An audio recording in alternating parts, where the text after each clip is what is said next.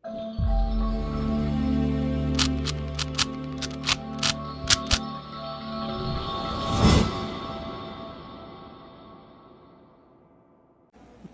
bismillahirrahmanirrahim. Assalamualaikum warahmatullahi wabarakatuh. Alhamdulillahirrabbilalamin. Wa bihi nasta'inu ala umri dunia waddin. Wassalatu wassalamu ala ashrafil anbiya wal mursalin wa ala alihi washabihi ajma'in wa man ittaba'ahum bi ihsanin ila yaumiddin. Masyaallahu kan wa malam yashalam yakun wala haula wala quwata illa billahil aliyyil azim. Qala Allah ta'ala fi kitabihil karim bi qawli atari muftadan. A'udzu billahi samil alim minasyaitonir rajim min hamzihi wa nafthihi wa nafthihi. Ya ayyuhalladzina amanu taqullaha haqqa tuqatih wa la tamutunna illa wa antum muslimun. Wa qala fi ayatil ukhra wa tazawwadu fa inna khairaz zadi taqwa wa takunu ya ulil albab. Wa qala dan fi ayatil ukhra wa qadayna ila bani Israila fil kitabi la tufsidunna fil ardi marratain wa la ta'luna 'uluwan kabira. فإذا جاء وعد أولاهما بعثنا عليكم عبادا لنا أولي بأس شديد فجاسوا خلال الديار وكان وعدا مفعولا. وقال رسول الله صلى الله عليه وسلم وهو صادق الوعد الأمين لا تزال طائفة من أمتي ظاهرين على الحق لا يضرهم من خذلهم ولا من خالفهم حتى تقوم الساعة أو كما قال رسول الله صلى الله عليه وسلم حتى نزل عيسى بن مريم. Al-hadis wa kama qala sadaqallahu al-azim wa sadaqa rasulul karim wa nahnu ala dzaka minasyahidin. Puji dan syukur kita aturkan kehadirat Allah Subhanahu wa taala. Tuhan satu-satunya yang berhak menatap peradaban manusia. Dialah Allah yang Maha Kuasa untuk menghancurkan musuh-musuhnya dengan satu kalimatnya saja, kun fayakun. Hancur maka hancurlah dia.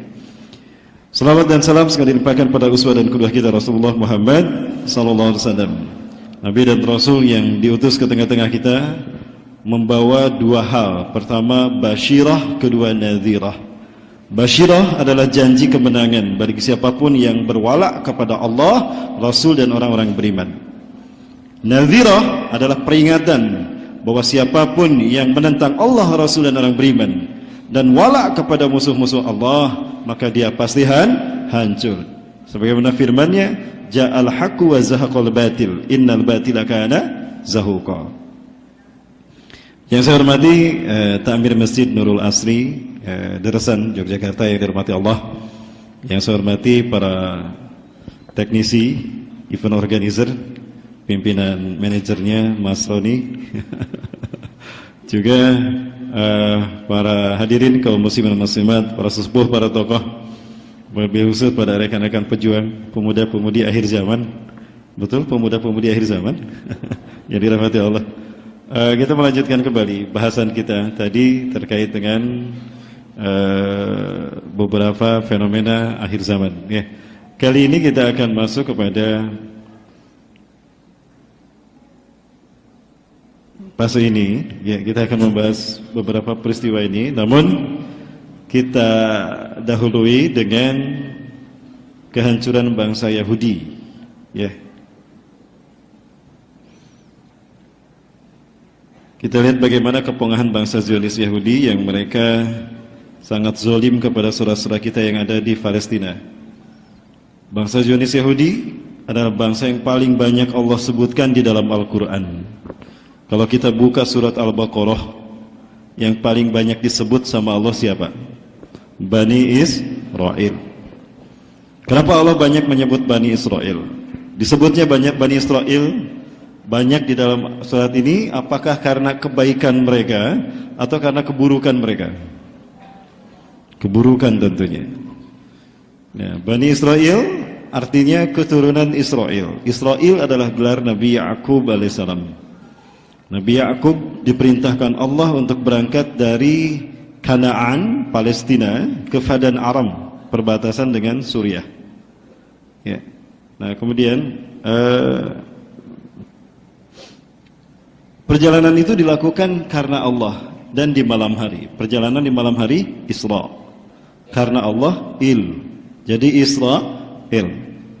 Berangkat dari Kanaan bujang, jamblai, jomblo. Ya. Datang ke sana ke Padan Aram, disampaikan surat dari ayahnya ya kepada paman yang bernama Labam bin Batwail.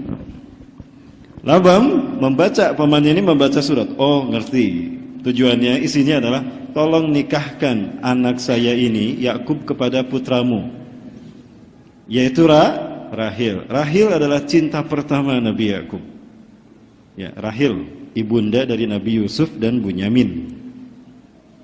Ya. Namun karena Rahil punya kakak yang bernama Ya'la, ya coba saya buka silsilahnya.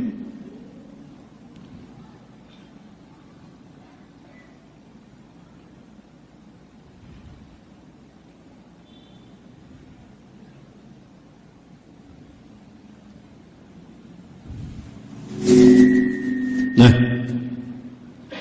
ini adalah silsilah Nabi Ibrahim. Nabi Ibrahim punya istri yang pertama bernama Sarah. Karena dari Siti Sarah tidak punya putra, padahal Siti Sarah sudah komitmen kepada Nabi Ibrahim. Mas, jangan nikah lagi selama aku masih hidup. Awas ya mas. Bukan berarti beliau anti poligami. Ya. Namun apa yang terjadi? Usia bertambah, angka bertambah, beliau tidak juga punya putra. Sampai usia tua, beliau ingin menutupi kulit garis ketuaannya dengan Pound Age Miracle. Sudah numpuk tuh Pound Age Miracle di kamarnya. Tapi tetap tidak bisa dibohongi. Akhirnya luluh juga hatinya Siti Sarah. Maka keluarlah Sim L, surat izin menikah lagi. Ya, waktu itu di Mesir baru terjadi penggulingan kekuasaan. Ayah dari Siti Hajar adalah Raja Mesir. Beliau putri raja, ingat, Siti Hajar bukan budak. Ini fitnah dari Bani Israel, dari Zionis Yahudi. Siti Hajar itu adalah putri raja Mesir. Ya, saya tidak tahu ayahnya ini apakah yang bernama Masya Allah, bukan Menipteh, ada nama ayahnya ya. Nah, ayahnya digulingkan, maka Siti Hajar dijadikan budak. Nah, Allah ingin menyelamatkan Siti Hajar, maka Allah perintahkan Nabi Ibrahim dan Siti Sarah hijrah dari Ur Irak ke Hebron. Hebron adalah perbatasan dengan Gaza, satu provinsi yang berbatasan dengan Gaza, sekarang dianeksasi oleh Israel. Dari Hebron, Al-Khalil berangkat ke Mesir bersama Siti Sarah. Nabi Lut pergi ke Sodom dan Gomora untuk mendakwahi kaum LGBT. Nabi Lut ini adalah keponakan dari Nabi Ibrahim. Nabi Ibrahim punya adik yang bernama Haran. Haran punya anak bernama Lut alaihissalam, menjadi nabi. Jadi Lut keponakan Nabi Ibrahim. Pergi ke sana, alhamdulillah Siti Hajar berhasil dibawa oleh Nabi Ibrahim kembali ke Hebron. Ditikah sama Nabi Ibrahim, melahirkan Nabi Ismail. Betul ya? Melahirkan Nabi Ismail. Tumpah kasih sayang Nabi Ibrahim kepada Siti Sarah dan Siti Hajar dan Nabi Ismail. Siti Sarah cemburu. Mentang-mentang sudah punya anak dari istri kedua, lupa sama yang tua. Nah, gitu. Terjadi ya hawa panas, geopolitik yang panas di keluarga Nabi Ibrahim. Allah perintahkan Nabi Ibrahim, Siti Hajar dan Nabi Ismail ke Mekah. Maka dibawa tinggal Hajar dan Ismail di Mekah. Kembali ke Hebron, dapat berita kalau Allah akan menyiksa kaum Sodom dan Gomorrah. Nanti kita lihat di mana Sodom dan Gomorrah berada.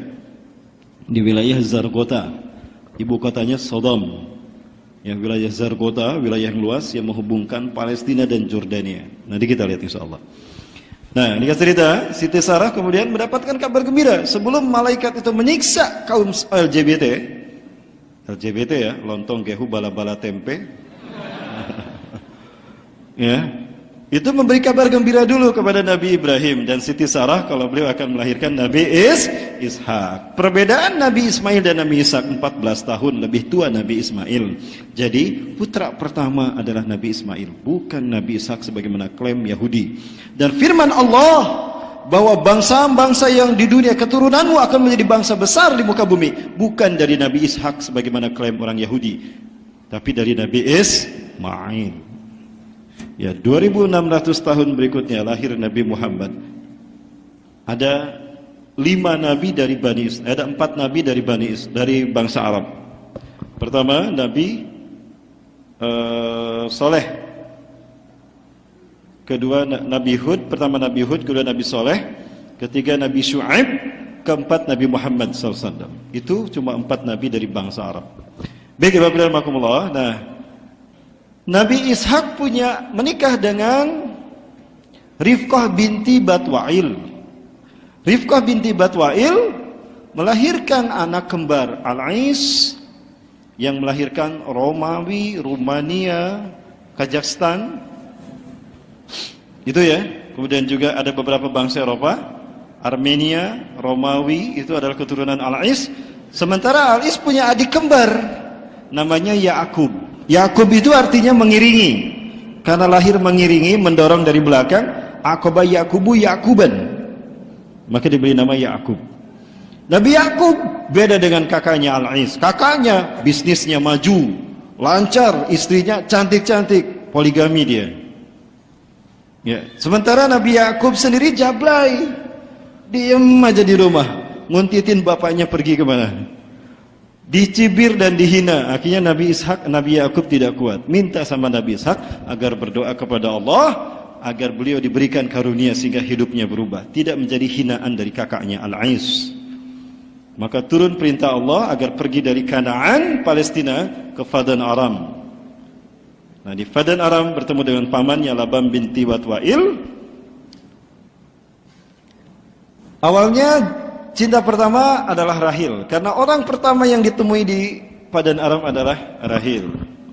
Masya Allah, cantiknya. Hatiku jadi berdebar-debar ini. Kok jadi cepat debar-debarnya? Jangan-jangan ini jodoh saya, kata Nabi Yakub ketika melihat Rahil. Ketika bertanya, "Rubbama arafti aina baiti hadza?"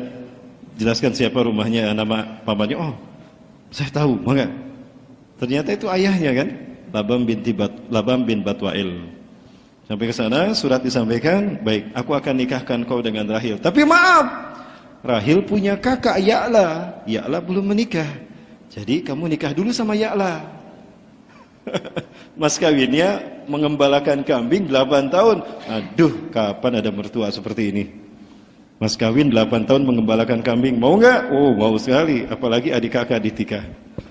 8 tahun mengembalakan kambing, lalu nikah dengan Rahil. 8 tahun mengembalakan kambing, 16 tahun tinggal di Padan Aram, lalu pergi kembali ke Kanaan. Pulang dikasih 2 pembantu, kahit namanya. Kahit itu pembantu artinya. 1 kahit untuk Ya'la, 1 kahit untuk Rahil. Merasa canggung bersatu dengan mereka yang bukan mahram. Akhirnya itu pembantu ditikah juga. Berangkat jablay, jomblo, pulang 4 istrinya. Nah itu perintah Allah dilaksanakan, pahala dapat, istri 4. Jadi mas, kalau ada perintah Ustadz, laksanakan.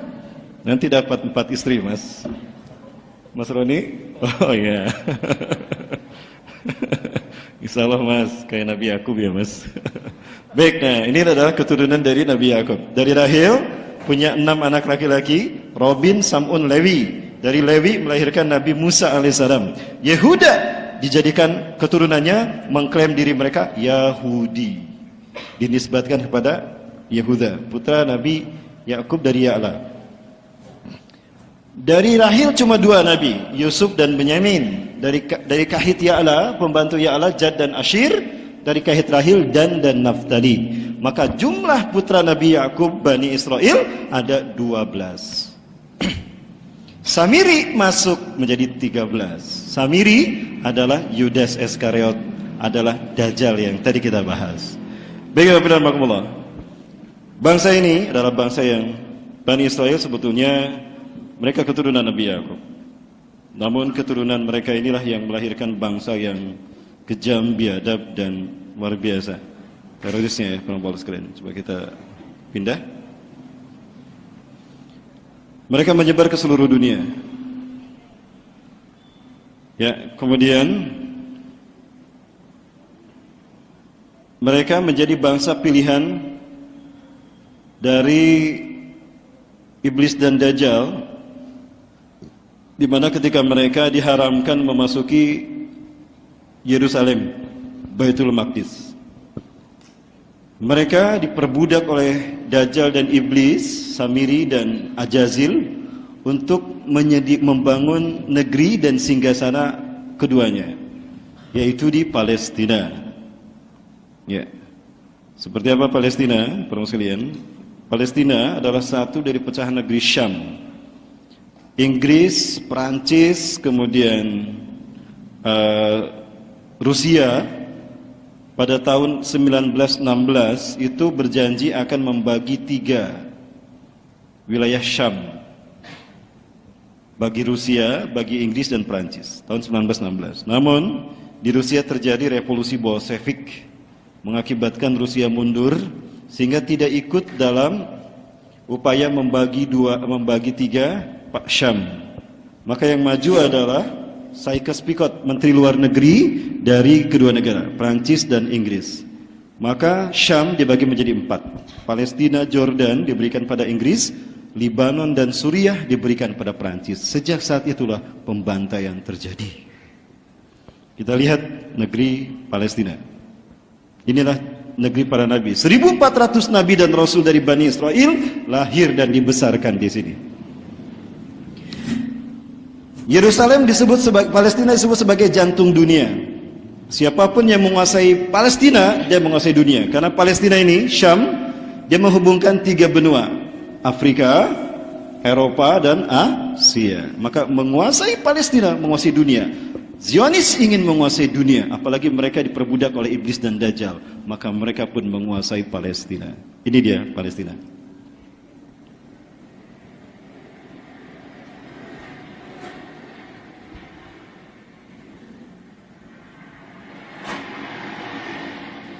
Jika kita berangkat menggunakan pesawat udara atau laut, kita akan mendapati lautan di Syam indah seperti ini. Inilah negeri para nabi dan rasul dari Bani Israel. Penampil akan melihat keindahan laut di Ashdod, Haifa, Gaza, itu juga pantai. Kayak Parangtritis, Parangkusumo, kemudian ke Gunung Kidul. Baik. Ini adalah Sungai Jordan, Nahrul Urdun. Di sungai inilah Nabi Musa dan 70.000 Bani Israel beristirahat setelah lelah berjalan dari Mesir menuju negeri yang dijanjikan. Tanda petik, negeri yang dijanjikan. Di sini pula di Sungai Jordan ini pernah tinggal Nabi Zakaria, Nabi Yahya. Nabi Yahya pernah menghilang, diketemukan di pinggiran bantaran Sungai Jordan. Oh, kok?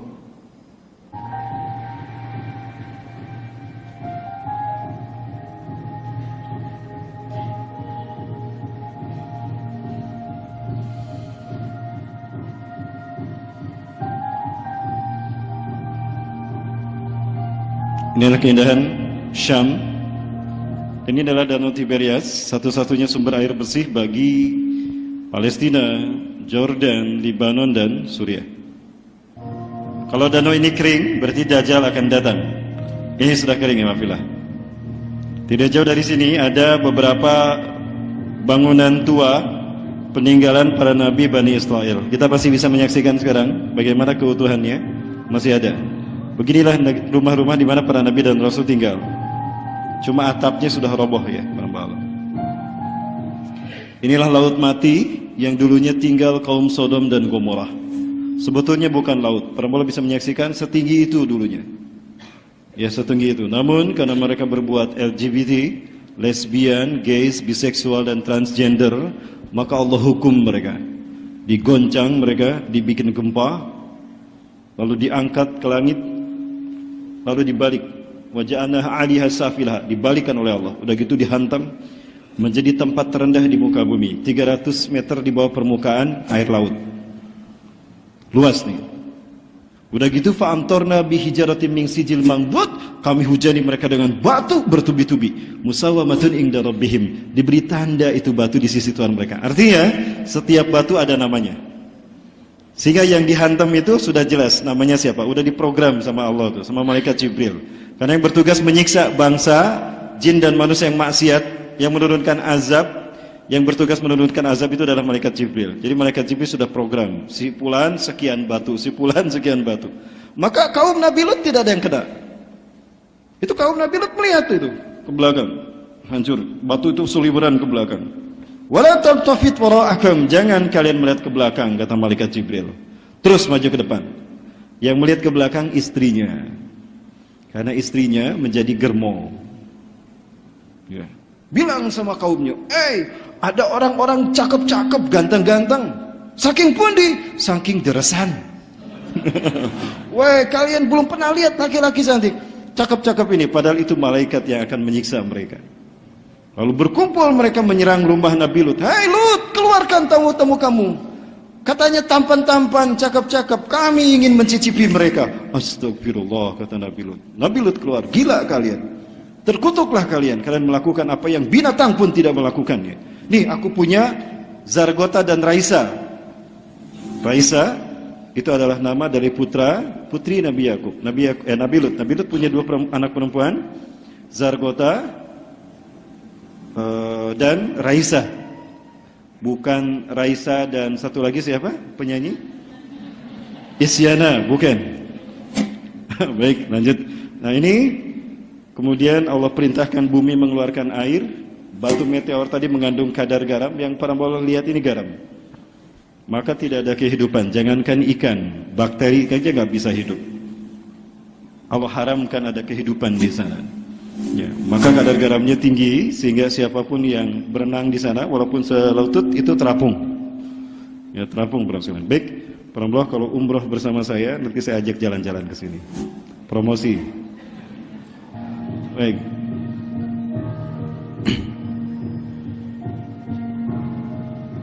Aslinya setinggi itu, Nas. Di bawah dari 50 atau 1 meter di bawah dasar laut ini ada lumpur hitam yang kononnya bagus buat muka, menghaluskan kulit. Ya. Nah, ini kadar garam yang luar biasa. Ada yang tersisa dari kampung Gorzagor, Sodom dan Gomorrah adalah rumah Nabi Lut dan kaumnya yang beriman. Nah, itu yang disebut dengan Masada. Itu Masada. Di sana terdapat, masih sampai sekarang masih ada rumah yang dulu dihuni oleh Nabi Lut alaihissalam. Nah, ini dia. Allah sisakan bagi orang-orang yang beriman. Cuma sedikit yang beriman, yaitu Nabi Lut dan keluarganya dan beberapa orang yang beriman. Rumah mereka masih utuh.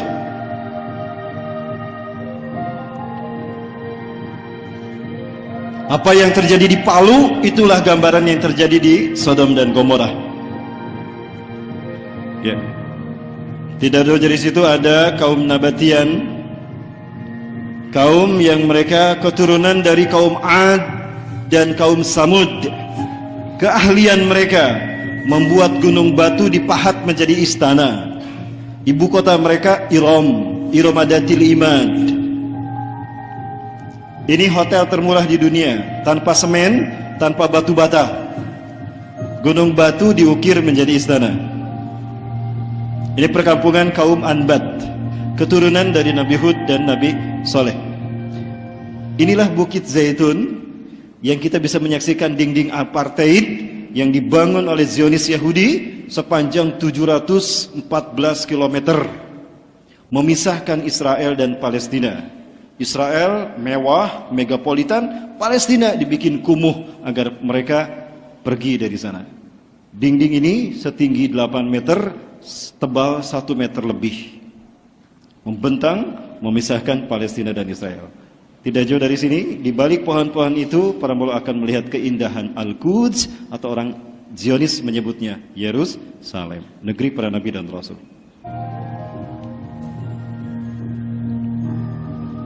Ini dia Yerusalem, Al-Quds, kota tua, negeri para nabi dan rasul yang Israel sangat menginginkannya.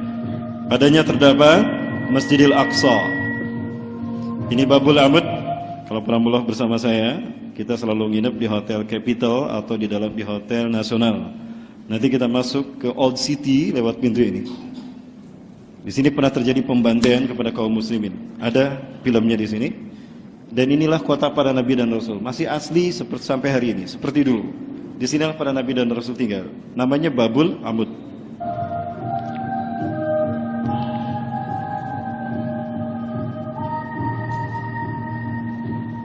Dan ini pekuburan kaum muslimin.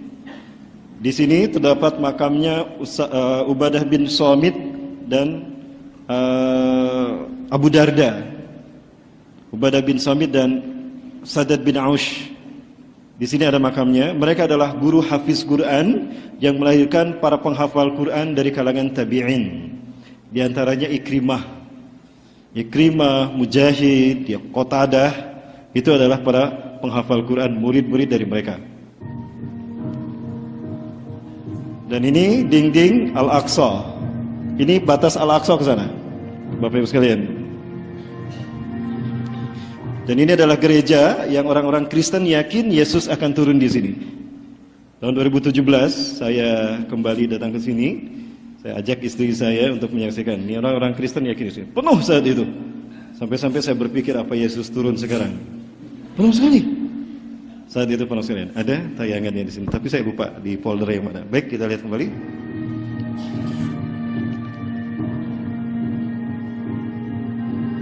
Inilah Yerusalem dari udara. Kita bisa melihat ada Dome of the Rock. Ya, indah luar biasa.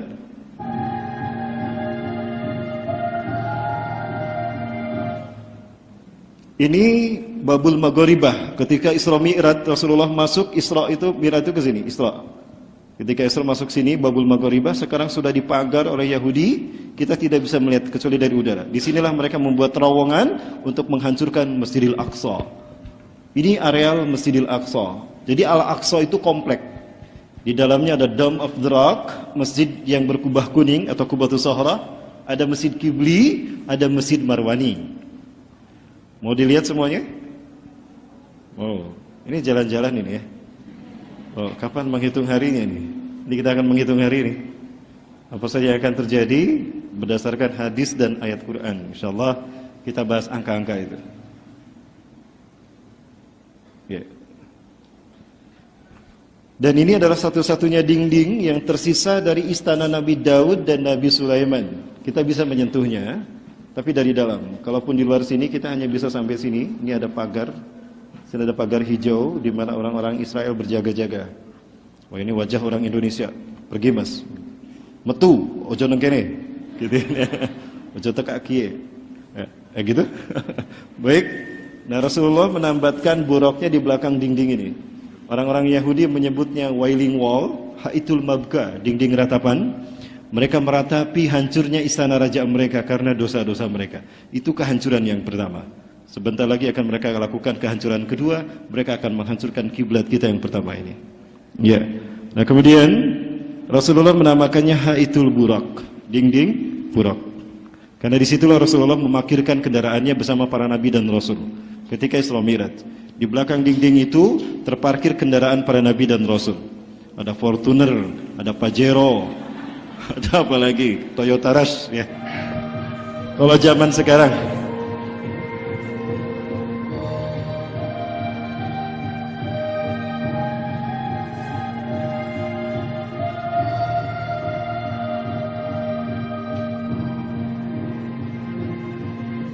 Ini namanya bukan Masjidil Aqsa yang berkubah kuning, tapi Qubatus Sahra. Disebut Qubatus Sahra karena kubahnya emas, asli emas.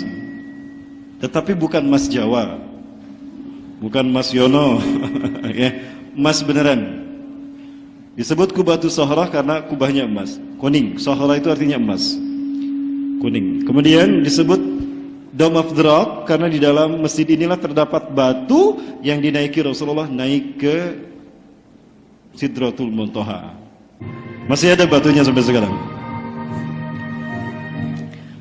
Taman yang luas inilah Al-Aqsa. Luas lebar panjangnya 427 km, 27 meter, lebarnya 415 meter. Jadi 1650-an meter persegi luasnya. Itulah Al-Aqsa. Nah, ini yang lengkapnya seperti ini. Tadi ada Dome of the Rock, dan ini Masjid Kibli. Disebut Masjid Kibli, ya kubahnya ini. Ini Al-Aqsa yang baru. Kenapa disebut Kibli? Karena disinilah kaum muslimin Palestina sholat menghadap ke kiblat pertama kali. Setelah turun Al-Baqarah ayat 144. Ya, tadinya kemana aja? Di sini mereka ada yang ke sana, yang ke sana. Kamu kemana? Ke sana, saya ke sana ya. Yuk, Allahu Akbar. Apa? Kiblatnya ke sana kok. Itu kiblat kita yang pertama. Setelah turun Al-Baqarah 144, wa wallu wujuhakum syatral masjidil haram, maka semuanya menghadap ke Ka'bah. Salatnya di sini, salat asar. Nah, masjid di mana Rasulullah mengimami para nabi dan rasul di bawah lantai ini. Masjid Marwani. Nah, pintu masuknya di sini. Di sanalah tempat di mana Nabi Zakaria memelihara Siti Maryam. Ada mihrabnya Siti Maryam.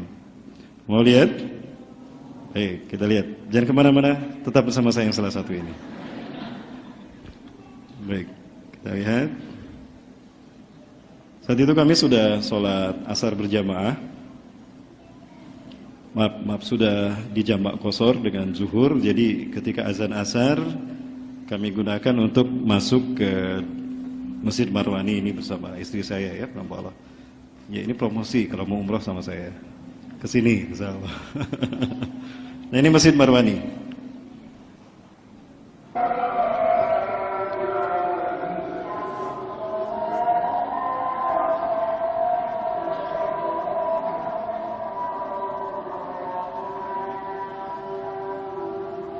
Nah, masuknya dari atas selalu dijaga oleh Muslim Palestina.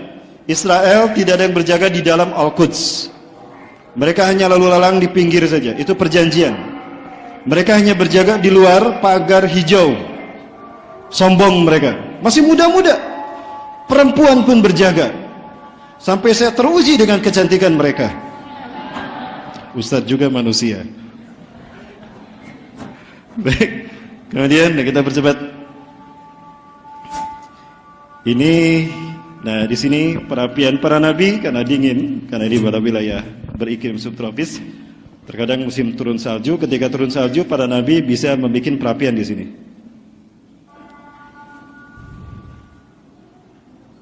Di kiri kanan inilah Nabi Muhammad SAW menemui 1400 nabi yang berbaris. Nah, di ruangan inilah Nabi Sulaiman memberikan taujih kepada umatnya. Yang kumpul di sini bukan hanya manusia, ada ifrit, ada genderwo, ada apalagi sontoloyo. Maaf, gak ada sontoloyo umat Nabi Sulaiman. Ganteng-ganteng. Sontoloyo umat rejim. Nah, disinilah Nabi Sulaiman memberikan pelajaran pada umatnya, termasuk bangsa jin. Maka jangan salah kalau di sini ada terdengar jin baca Quran, gak masalah, karena ruangan Nabi Sulaiman.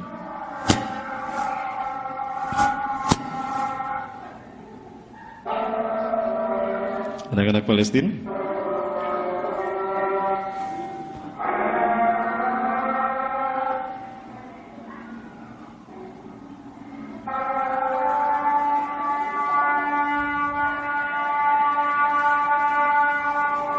Nah, ini Mas, ibu muda Palestina. Cantik kan? Dia ngelirik saya loh. Assalamualaikum.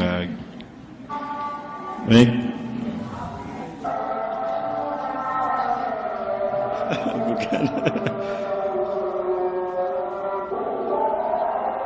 Seperti inilah tiang-tiang yang dulu disentuh Rasulullah SAW dari Masjidil Aqsa. Ini Masjid Marwani. Di sini Rasulullah menjadi imam sholat bersama para nabi dan rasul. 1400 orang nabi dan rasul. Nah, inilah mihrab di mana Rasulullah berdiri. Di sini Rasulullah bertemu dengan Nabi Adam. Assalamualaikum, ayah. Gitu kan, Nabi Adam.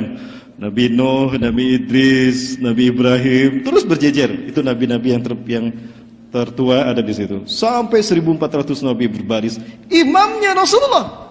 Kenapa? Karena Rasulullah adalah pemimpin para nabi. Siapa yang dulu Allah ciptakan? Nabi Adam apa Nabi Muhammad? Nabi Muhammad. Allah sebelum menciptakan Nabi Adam, bahkan sebelum langit dan bumi Allah ciptakan, Allah menciptakan Nur Muhammad 50.000 tahun sebelum langit dan bumi Allah ciptakan. Ruh Rasulullah sudah diciptakan terlebih dahulu sebelum ruhnya langit dan bumi. Jadi duluan mana Nabi Adam dan Nabi Muhammad? Nabi Muhammad. Maka wajar kalau Rasulullah mengatakan ana sayyidu walidni Adama. Aku adalah pemimpin anak cucu Adam. Allahu Akbar. Betapa mulianya beliau. Sallu alaihi. Allahumma salli alaihi wasallim. Baik. Dan di sinilah terdapatnya mihrab Siti Maryam. Nah di sini Nabi Zakaria memelihara Nabi Yahya dan Nabi Isa juga memelihara Siti Maryam. Ini pintu masuk ke mihrab Siti Maryam, dan ini mihrab Siti Maryam yang ada tangganya. Di sinilah Siti Maryam dipelihara Nabi Zakaria, pamannya sendiri, adiknya Imran. Imran ayahnya Siti Maryam. Ibunya bernama Hanah binti Fakuz. Ini tangga menuju mihrabnya, dan ini pintu mihrabnya. Sampai sekarang masih terjaga, bersih luar biasa. Ini bagian dalam dari mihrab Siti Maryam. Terkunci, kita tidak bisa masuk ya. Di sinilah selalu ada makanan dan buah-buahan yang tidak tumbuh di musimnya, tapi selalu ada. Anna laki hada ya Maryam? Dari mana makanan ini? Hada rizqun min indillah, wallahu yarzuqu man yasha bighairi hisab. Subhanallah, itu jawaban Siti Maryam dalam surat Ali Imran. Ini bagian atasnya langsung ke lantai Al-Aqsa bagian atas. Bagaimana firman Allah? Di sinilah Nabi Yahya disembelih di depan mihrab ini. Ketika sholat Nabi Zakaria sholat, lalu datang Nabi Yahya, disembelih itu, diseret ke depan, disembelih di hadapan Nabi Zakaria. Tapi Nabi Zakaria tidak membatalkan sholatnya, sampai putus kepalanya Nabi Yahya. Zolimnya bangsa Romawi. Siapa? Herodes yang menyalib Yudas Iskariot. Sudah ceritakan kan? Baik, Alhamdulillah. Namun apa yang terjadi dengan saudara-saudara kita Palestina? Ketika Zionis Yahudi rakus ingin merampas tanah ini yang mereka lakukan terhadap saudara-saudara kita Palestina. Ya, berdoalah untuk mereka, nasib mereka luar biasa. Sekarang di ujung tanduk, Allah. Allahu Akbar. Allahu Akbar. Allahu Akbar. Masalah Al-Quds bukan hanya masalah bangsa Palestina dan bangsa Arab saja, tapi permasalahan bersama umat Islam di mana mereka berada di belahan bumi utara, timur, selatan, dan juga barat. Al-Quds adalah kiblat pertama umat Islam, tempat lahirnya Nabi Muhammad pilihan, kota ketiga yang diberkahi dengan Allah Subhanahu wa taala, serta dijadikan alat jihad fi sabilillah. Ini Al-Quds telah ditangkap oleh Zionis laknatullah alaih, telah diberikan terang-terangan, dipanggil, diusir, disiksa, tapi konstitusi Allah akan mereka robohkan. Wahai umat Islam, bangkitlah kalian. Sungguh telah tiba saatnya untuk berjihad dengan perang lawan-lawan. Al-Quds, Al-Aqsa, Al-Qiyam. المسلمين هنا تبايع وشمس المكرمات هنا تغيب، تبيت كريمة أختي وتصبح وقد ألغى كرامتها الغريب، تخبر وجهها ذلك شعري، بماذا ينطق الوجه الكريم؟ يموت الطفل في أحوال أم تهدده وقد جفت عليه. أيها المسلمون، إلى متى واليهود ينقضون الحقوق ويجعلون في الأرض ويفسدون؟ Kenapa Zionis Yahudi membunuh anak-anak ini? Kenapa mereka menangkap anak-anak seusia ini? Karena mereka yakin bahwa pemuda terbaik imannya di muka bumi telah lahir. Jangan salah, di muka bumi ini setahu saya, wallah, ada 4 bayi yang bisa berbicara dalam buayan. Yang pertama Nabi Isa alaihissalam. Yang kedua, bayi dalam cerita Ashabul Ukhdud. Ketika orang-orang yang beriman dipaksa untuk murtad oleh Raja Jahdun di Najran, Yaman, perbatasan Najran, perbatasan Yaman dan Najd. Saudi Arabia, bagian selatan. Dipaksa mereka murtad. Maka seorang ibu yang menggendong bayi mengatakan, "Ya Allah, aku rela dibakar hidup-hidup demi iman dan Islamku padamu. Tapi bagaimana dengan bayiku ini, ya Allah? Apakah dia harus ikut terbakar? Aku baru melahirkannya, ya Allah." Maka apa kata sang bayi? "Ya ummi, innaki alal haq. La tahzan wa la takhafi ya ummi. Ikhlai ma'i. Inni la aral jannata min warwai haula'i nar ya ummi." Wahai ibuku, jangan takut, engkau berada dalam jalan yang benar. Aku melihat surga di balik api itu, ibu. Ikhlai ma'i ya ummi bi bismillahi rabbi hadzal gulam. Yuk kita loncat bersama dengan menyebut bismillahi rabbi hadzal gulam. Ashabul ukhdud. Yang ketiga, bayi dalam cerita pendeta Jurej. Pendeta Jurej adalah orang yang soleh yang beriman kepada Nabi Isa, beriman pada Allah, taat kepada Nabi Isa. Namun dia adalah pendeta di zaman Nabi Isa yang Nabi Isa sudah diangkat, tapi belum mengajarkan Injil yang sesungguhnya. Yang dulu dituliskan oleh pimpinan Ashabul Kahfi, Maximilianus, putra Raja Senator Roma.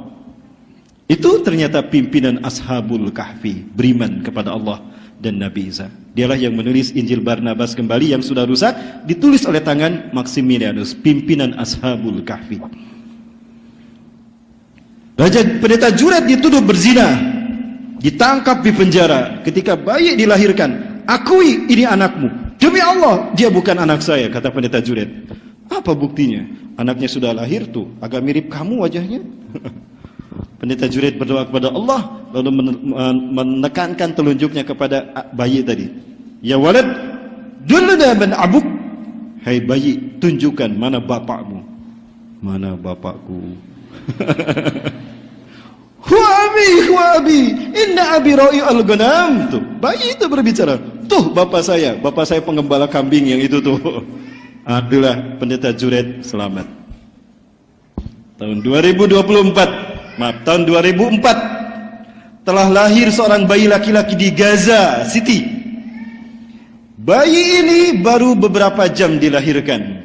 Di saat neneknya akan membawanya, sedang menggendongnya, ketika mau masuk ke mobil, bayi ini berbicara. Ini tahun 2004, demi Allah, ada tayangannya di sini. Bayi itu berbicara, "Assalamualaikum warahmatullahi." Hah? Hal sami'tum? Hadal waladi yusallimuna kadzalik. Ayo. Anak kita mengucapkan salam, katanya.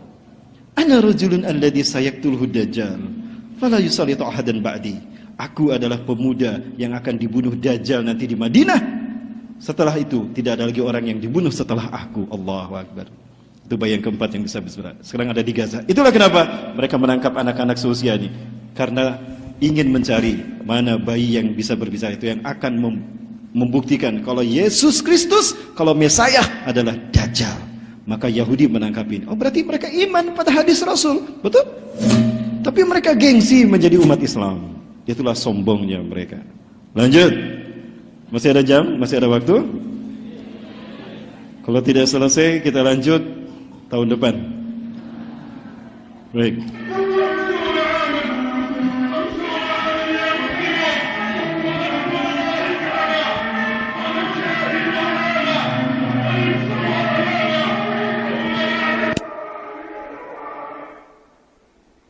Syahid usianya baru 12 tahun. Beliau ditembak oleh Israel tidak kurang dari 20 peluru, merobek perutnya. Inilah Zionis Yahudi. Saat itu bersembunyi karena ditembak terus. Ya, dan memang seperti ini posisinya. Mudah-mudahan Allah menerima syahid. Ini tahun 2008. Ya, kalau tidak salah.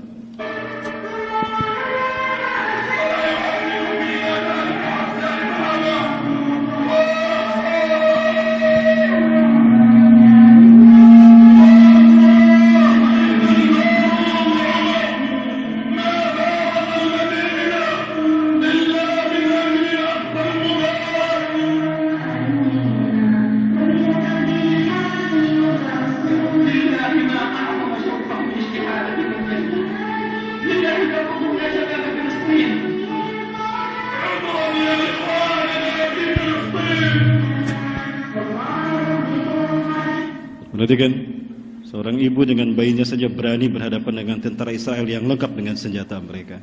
Luar biasa. Beginilah Palestina. Berani berjihad di hadapan tentara Israel yang membawa senjata dengan bayinya sendiri. Inilah hebatnya mereka.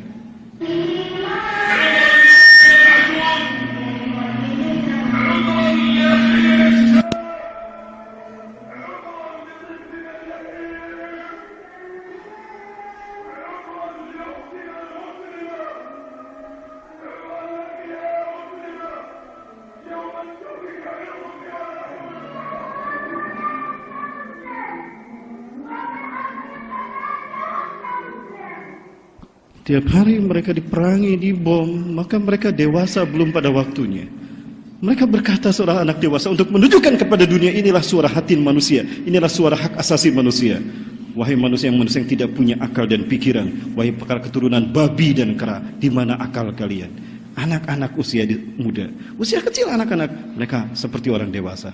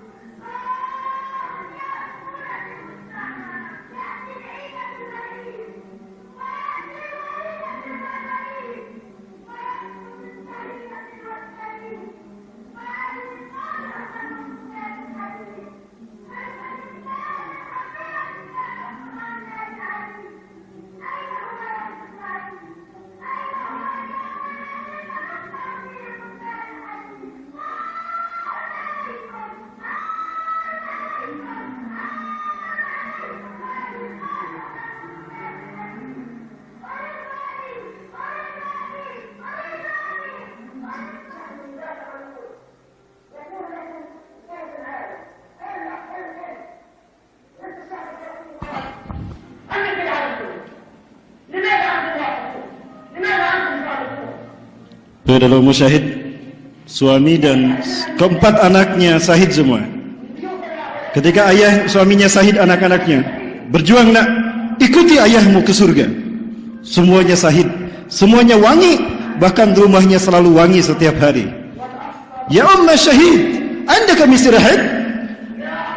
Ya, hai umma syahid, apakah anda jualan minyak wangi? Kenapa rumahmu selalu wangi? Tersenyum dia. Ya Allah, mudah-mudahan ini adalah ruh wanginya dari ruh suami dan anak-anak saya. Maka tetangganya, Ummu Syahid, tolong didik anak kami agar anak kami pun jadi syahid seperti anak-anak anda. Subhanallah. Ini ibu-ibu zaman sekarang di Palestina. Lalu ibu-ibu zaman sekarang, nak, kita ke Toserba, nak, kita main Mobile Legend. Allahu Akbar. Inilah bedanya kemuliaan mereka dengan kemuliaan kita. Semulia-mulia manusia di akhir zaman. Inna khairan nasi yawma malhamatil kubra alladhina yaskununa fi makani hijrati Ibrahim fi biladi Syam. Rasulullah menjelaskan demikian, sebaik-baik manusia imannya adalah mereka yang tinggal di bumi hijrahnya Ibrahim, Syam. Berpertaruhkan iman Islam berhadapan dengan anak cucu babi dan kera, musuh-musuh para nabi dan rasul.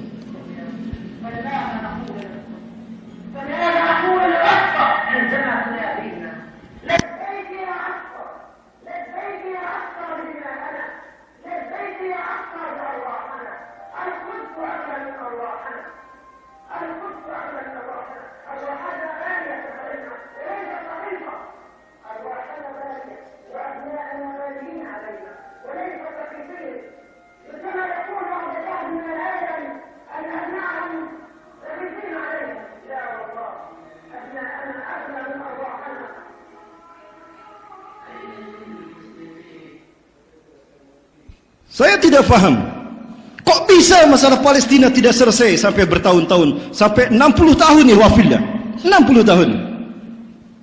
Asy-Syahid Imam Hasan Al-Banna mengatakan rahimahullah, andaikan semua umat Islam kencing barang-barang di seluruh sekeliling Palestina. Ada 300 juta kaum muslimin sekeliling Palestina. Sekali lagi, 300 juta umat Islam. Andaikan mereka kencing barang-barang, 5 juta Yahudi yang ada di Palestina tenggelam dengan air kencing umat Islam. Andaikan mereka kencing barang-barang. Tapi yang ada apa? Minggir ke pinggir jalan tol, buka pintu, kencing di samping mobil mereka. Itu yang terjadi. Bayangkan, untuk kencing barang-barang saja tidak bisa, karena umat Islam sudah dipecah belah. Bayangkan, 300 juta tidak bisa mengalahkan 5 juta. Beginilah jika umat Islam tidak terpimpin. Betul? Allahu Akbar. Saksikan, hitung jumlah mereka. Inilah umat Islam di sekeliling Palestina. Kok tidak bisa menyelesaikan masalah Palestina? Sesuatu yang tidak masuk di akal. 300 juta kalah sama 5 juta. Karena mereka terpimpin. Dan umat Islam yang 300 juta sekeliling Palestina, bangsa Arab, tidak terpimpin. Sibuk dengan kehidupan mereka masing-masing. Betul apa yang diasarkan oleh Ali bin Abi Thalib radhiyallahu anhu. Al-haqqu bila nizam yaglibuhul batilu bin nizam. Kebenaran yang tidak terpimpin, yang tidak terorganisir, kalah sama kebatilan yang terstruktur.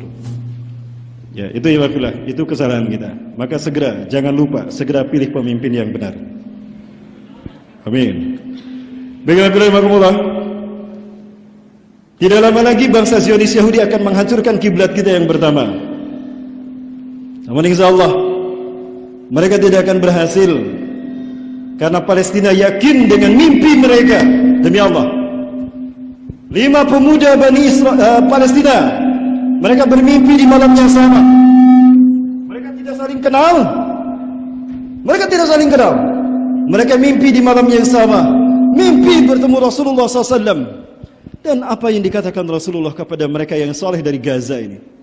Ya ahlal Gaza, innal ladina sayuharrirukum min zulmil yahud wa yu'aduna al-aqsa ala rikhabikum ikhwatukumul muslimin Indonesia. Allahu Akbar. Wahai ahli Gaza, sesungguhnya yang akan memerdekakan kalian dari kezaliman Yahudi dan akan mengembalikan Al-Quds kepada tangan kalian adalah saudara-saudara kalian Muslim Indonesia. Maka mereka selalu merayakan HUT RI tanpa sepengetahuan kita. Ini mereka, tanpa kita minta.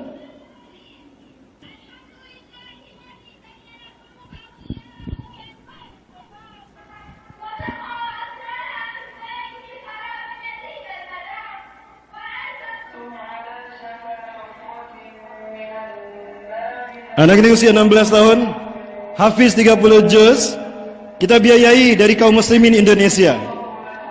Kita sebar melalui Darut Tauhid, PPA, Ustaz Yusuf Mansur, atau Aqsa Working Group. Dan ini yang mereka lakukan.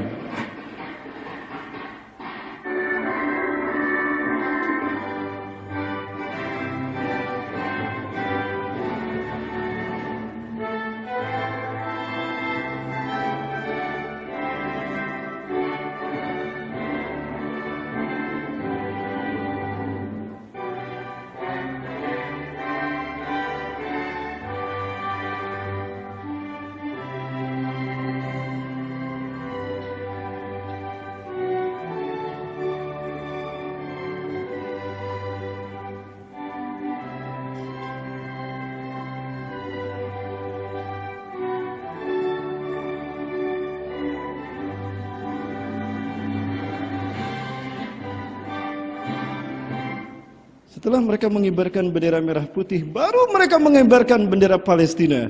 Kenapa bendera merah putih dulu yang mereka kibarkan? Karena mereka yakin, jika Indonesia sudah memimpin dunia, baru Palestina merdeka.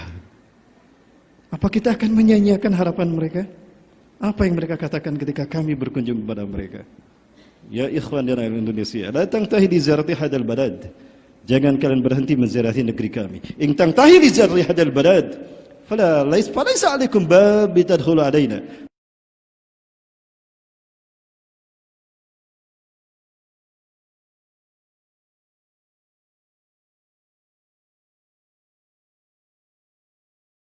Siapkan, nabung dari sekarang. Kita hijrah, karena manusia yang terbaik sebelum hari kiamat adalah mereka yang hijrah ke bumi Syam, Suriah dan Palestina. Siap? Insyaallah. Ya, saya sudah sampaikan pada anak-anak. Ya, biar anak-anak saya pun siap hijrah ke sana. Baik Bapak Ibu sekalian.